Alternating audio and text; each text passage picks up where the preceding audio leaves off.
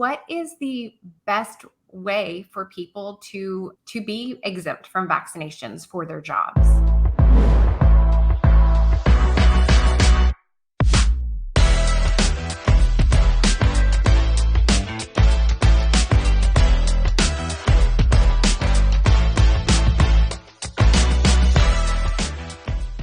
Welcome back to another episode of TFVC Shot Callers. I am joined today by Chris Diamond. He is a partner at a law firm that's pretty much on the cutting edge, if you will, of conservative issues in Texas. And so I'm so excited to be joined by Chris Diamond today. Welcome to Shot Callers, Chris. It's great to be here, and thank you for having me on. Well, wonderful. Well, I've been kind of compiling some of our best questions to, ask a lawyer about, how we navigate, just not these vaccine issues in our everyday lives of Texans everywhere. So I'm just going to kind of dive in here. I have quite a few questions on my paper, and we'll just see how this flows. So let's just start with kind of a basic one, and that is, in your experience, what is the best way for people to be exempt from vaccinations for their jobs? Well, the best way is to work for an employer that you can communicate with, and they will allow you that freedom. Not everybody has that option, depending on what industry they're in, be it medicine or education, or some of the tops, where you may have to navigate some of those issues more. I think the best way, number one, is communication and courageous communication with your employer, obviously seasoned with grace and kindness, but we have to communicate about these things rather than trying to find a loophole or hide things or do things. Just come straight out and say what you want with that exemption. I think that's the best way to handle it. And you need to be ready, unfortunately, to possibly find other employment if they don't go your way, if you feel that strongly enough about it. But I really think that communication is the key, and open communication. Wonderful. And are you in the vaccine exemption cases and exemptions you've helped write and such, are you finding that the religious exemptions are the better path? Are medical better? What's kind of your take on the best way to craft your exemption? Right. And that's going to vary, industry by industry. If you're in a medical industry, I've found that religious stuff doesn't fly as much, and medical does. And so if you've got a medical exemption of why you can't take a vaccine, and you've got evidence and proof of that, then you build that case on a medical level and float that. If you're in just a typical industry, oil and gas or banking or something along those lines, a lot of times those religious or conscious exemptions will work the best, and you don't need to go down the path of proving up the medical exemption. And so I'm finding that that's typically, it's going to depend, industry by industry, how we do that. Okay. And are you finding that in your, the religious and conscientious exemptions that, the more you say, the better, or the fewer words you say, the better? That's a great question. I don't think that we have to fall into this pattern of over-explaining our religious convictions. If you're in and it doesn't require that you be in a denomination of Christianity or some other religion. You can be outside of that in some instances, but just a deeply held religious belief or conviction about something that's linked to a practice religion. You say that clearly, succinctly, in one soundbite, and that should be enough. We don't have to go in and explain, well, I do this every Sunday, and I do this and do this and do this. You just say generally that you hold these beliefs and that they affect your belief in whether or not and why you should be vaccinated. Terrific. Okay, wonderful. And, as people you talked about how communication is key. Is um, is asking for these kind of pre-employment exemptions as you're kind of negotiating potentially a new contract or a new job, is that something that you recommend that potential contractors or potential employees go ahead and kind of do this pre-exemption language? 100%. And I've talked to many people who are looking at going to work for a company, and they will come to me and say, "Hey, I'm looking at this job and there's this little sentence here. Does that mean I have to get?" It's usually pretty vague, and it Mm, won't just say, "Hey, we're going to require the COVID vaccine." It'll be something a little more nuanced than that. And again, communication's key. Call up the person you're looking at being hired and say, "Does this include the COVID vaccine? Does this include other vaccines?" And get an answer on that. And whatever that answer is, incorporate it into that agreement or into some type of writing with that. On the flip side, if you're looking at a true employment agreement, even as a contractor, so even if you're going in to do contracting work and on a 1099 level, make sure that there's not a requirement of that. Because what will happen is they'll get you into the work, they're going to owe you money, and they're going to say, "By the way, are you vaccinated?" And when you say, "No, I don't want to do that," then they'll count that as a breach of the contract if that mm. vague wording is in there. So again, hit this stuff head on. If this is really a big concern for you, make sure 100% that it is in writing, that you don't have to. And if you have an agreement, put that in the agreement. Terrific. Let's uh shift gears right quick and just I'm so intrigued by that 1986 law, that National Childhood Vaccine Injury Act. Can you talk a little bit about the implications of a government removing liability for an entire product Yeah. line? The first thing I would say there is, whoever's watching or listening, Google Eisenhower's farewell speech. I don't know if y'all have read that or not. It's almost prophetic, where he talks about the melding of research and government and how scary that is from a scientific and medical standpoint, and that's going to be one of the biggest issues that we face, Mm, is that when government gets involved in research and funds research, then we have problems. And it's a very good speech. And so I would say that anybody with an interest in that kind of a question to start off and read that. And that leads straight into this idea that now you have an industry that's typically highly regulated. Drugs are tested and they're up for, we have Vioxx and FinFan and all the things that really injured people. And those manufacturers were called to account on those things.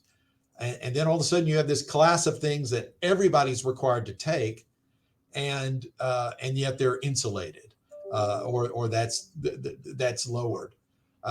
That's, I don't think, is a good thing. And there's no easy way to say this is the melding of government and medicine in a way that's protecting an industry from something. And if they can't guarantee the safety and stand by that on a liability standpoint, then they shouldn't be forcing people to do it. And amen. it's just as simple as that.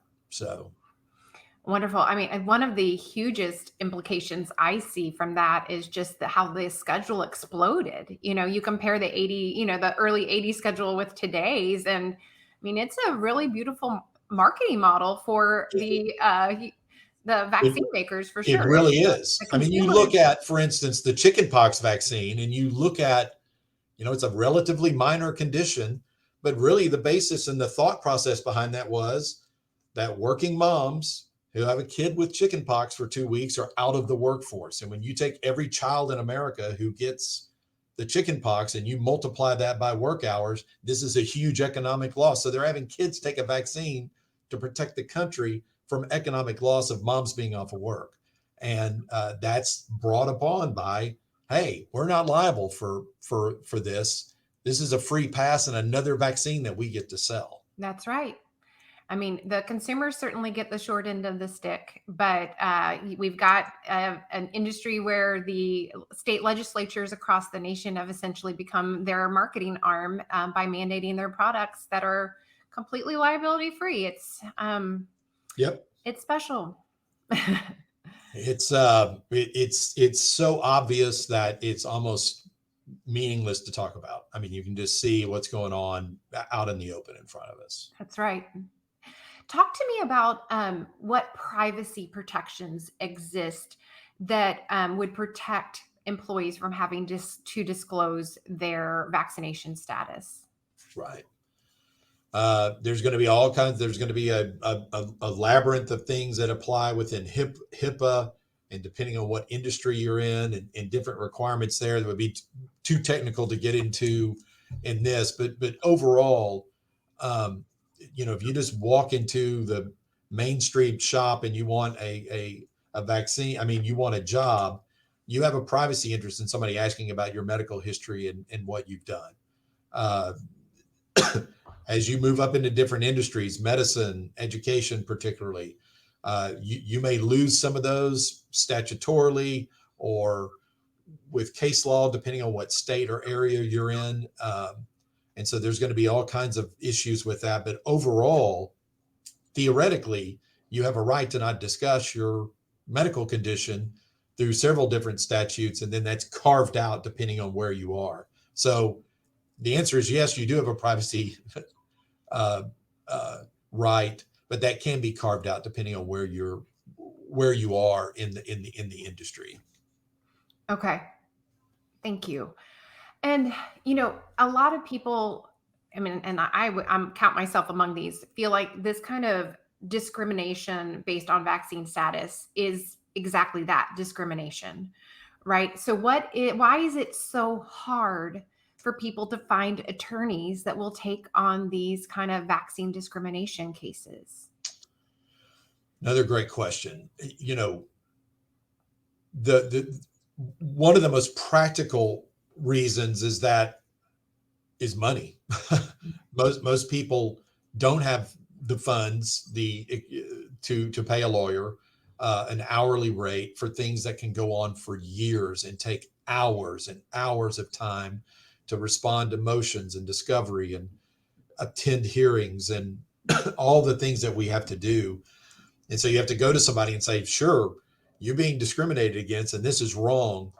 But I have a family I have to feed and I need to be paid to do this. And that may sound kind of selfish, but that's, we traffic in that. And so one of the main reasons is money.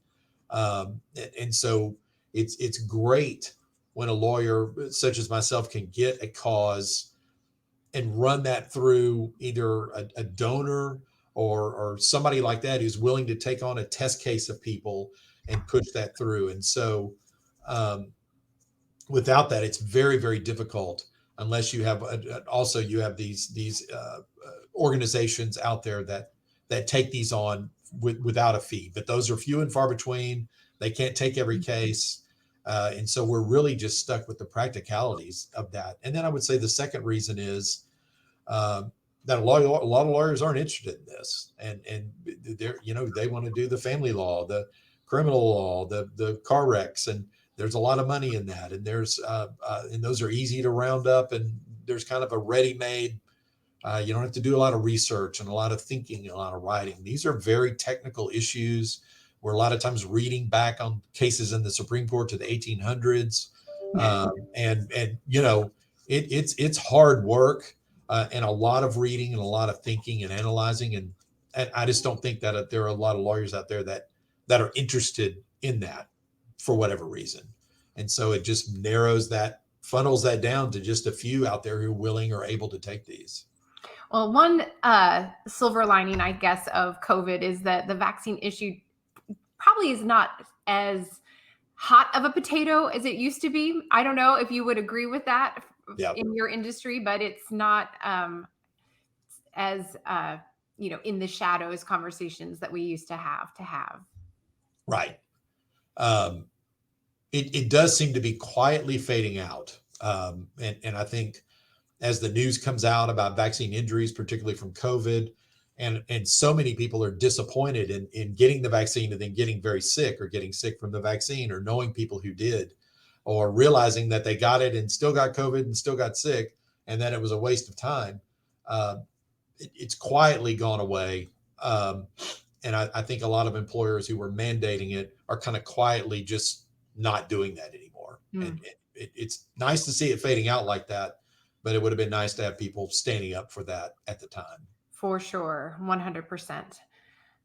For my last question, I kind of want to shift gears a little bit. And that is, and I know, and I'm sure you're going to repeat this, but I know you're not a family lawyer, but I don't want to miss this opportunity to ask you this question, Chris. And that is one of the top phone calls that we get around here, unfortunately, pertains to family situations where two spouses who had previously agreed on either some sort of alternative vaccination schedule, whether delayed or spaced out or selective or just not vaccinating at all. They had decided on this as a couple and had raised their children this way. And then one couple, the marriage falls apart, they're divorcing, and one of the spouses decides to use the vaccine issue as leverage in court as they're negotiating all the things that come with a divorce.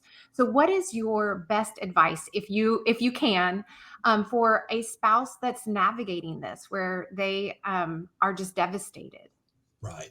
So as you said, I'm not a family lawyer, and anything I say here can't be advice to anybody. Definitely in your situation, go speak to a lawyer because there are certain facts and things that can really make a difference that you may not realize are that important. So I would just say, I can answer this generally for sure. I'm a civil litigation lawyer.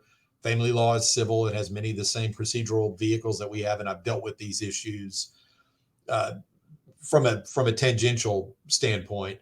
But there are vehicles within family law that can at least tap the brakes on that. If that's used as leverage, you have the temporary orders and the things where the judges basically come in and halt everything, leave everything at a status quo. So what you'll need is an aggressive lawyer who will make sure that from the get-go, everything's held at status quo until you get to the final hearing where that stuff is determined. And then work through that. Medical issues and educational issues within that family realm are very, very sticky. And you're going to end up with a court by court, judge by judge, jury by jury outcome. Unfortunately, that's how our system works. And it's going to widely depend on who you get as the arbiter in that. But your best bet is do not do that without a lawyer. Way too many pitfalls.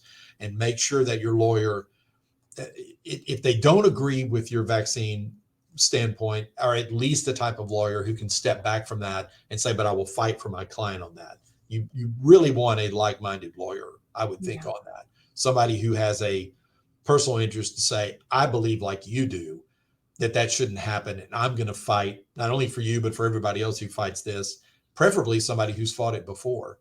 But that's what I would say about that. Don't lose hope. And if it's being used as leverage for something, if you got something that you can give and trade for that, and that's important, then trade it, whether that be spousal support amount or child support or property, or if they want that purple couch, then give that to them and you'll take the no vaccine. If they want to use that as a chess piece, then that's part of the game. And I would say practically, and you may get that may be leverage, and you may just have to work with it that way. Right. My heart breaks for when I take those phone calls. It's just next level sad. Right. Yeah. Yep. And that's what would be like just some final words just to give our listeners hope, Chris. Like, we represent a lot of people that simply just want to be left alone, right? I mean, count me among at the top of the list. Why is vaccine status even still relevant to anybody's participation in society? It's 2023. Do you have any just final words of hope for our listeners? I do. And this is really just my experience, but I've represented doctors who had very successful hospitals, surgical practices, bringing in millions of dollars and for the hospitals. And they had to drop that. They had to step back from that and make that stand. I've represented people in different industries who walked away from jobs that were very lucrative, very, good jobs. And all of those people, without exception, that I've stayed up with or kept up with, have all said things are better for them. Even though they lost something, they stood for what was right and they went on to something, and they're like, hey, this has actually been a blessing in disguise. And so I think that when we follow what we know is right, I just can't help but think, and I hate to sound like a motivational speaker, but when we follow what we know is right, things are going to work out. And I haven't met one of those people or talked to one of those people yet who's like, this is just devastated my life and it's all over. They're like, you know what? I went on and kind of created this, and I'm kind of glad this happened. This has been a good turn or a good change in my life. And so sometimes standing up for your rights and doing things will lead to better things in your life. Again, that's not scientific or just kind of my experience, but I've seen it play out time and time again. No, I love that. I really do, Chris. And I just really appreciate you coming on and imparting your wisdom to our listeners. And I appreciate you and all you do for the cause. It's been great to be here. Thank you, Rebecca. Thank you. Thank you for listening to the Shot Callers podcast. Please, if you found value in this content, rate us and share the podcast with a friend. It's a great way to get the message out and to empower everyone to make informed decisions. Until next time, never forget, we are the Shot Callers.